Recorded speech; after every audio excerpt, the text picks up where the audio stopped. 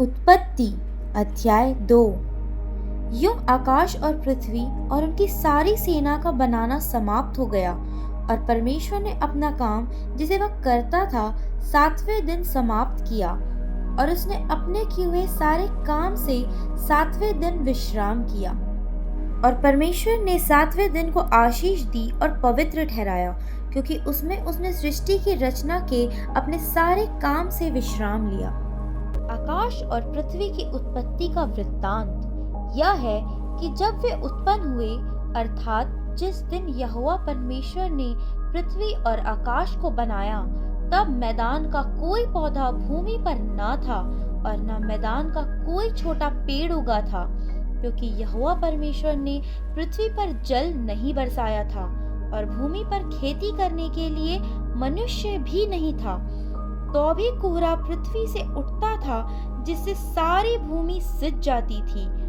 तब परमेश्वर यहोवा ने आदम को भूमि की मिट्टी से रचा और उसके नथनों में जीवन का श्वास फूंक दिया और आदम जीवित प्राणी बन गया। और यहोवा परमेश्वर ने पूर्व की ओर अदन में एक वाटिका लगाई और वहां आदम को, जिसे उसने रचा था, रख दिया।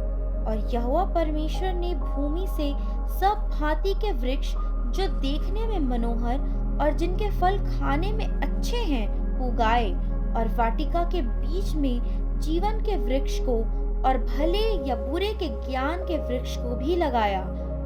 उस वाटिका को सींचने के लिए एक महानदी अदन से निकली और वहां से आगे बहकर 4 धाराओं में बट गई। पहली धारा का नाम पिशोन है। यह वही है जो हवीला नाम के सारे देश को, जहाँ सोना मिलता है, घेरे हुए है। उस देश का सोना चोखा होता है, वहाँ मोती और सुलेमानी पत्थर भी मिलते हैं। दूसरी नदी का नाम गिहोन है। यह वही है जो कूश के सारे देश को घेरे हुए है। और तीसरी नदी का नाम हिद्दकेल है। यह वही है जो अश्शूर के पूर्व की ओर बहती है। और चौथी नदी का नाम फरात है। तब यहोवा परमेश्वर ने आदम को लेकर अदन की वाटिका में रख दिया कि वह उसमें काम करे और उसकी रक्षा करे। और यहोवा परमेश्वर ने आदम को यह आज्ञा दी, तो वाटिका के सब वृक्षों का फल बिना खटके खा सकता है, पर भले या बुरे के ज्ञान का जो वृक्ष है उसका फल तो कभी ना खाना, क्योंकि जिस दिन तो उसका फल खाएगा उसी दिन अवश्य मर जाएगा।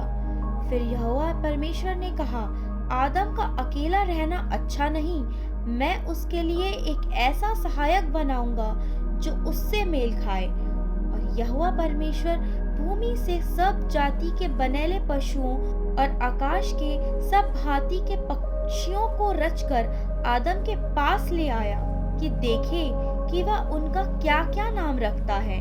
और जिस जिस जीवित प्राणी का जो नाम आदम ने रखा, वही उसका नाम हो गया।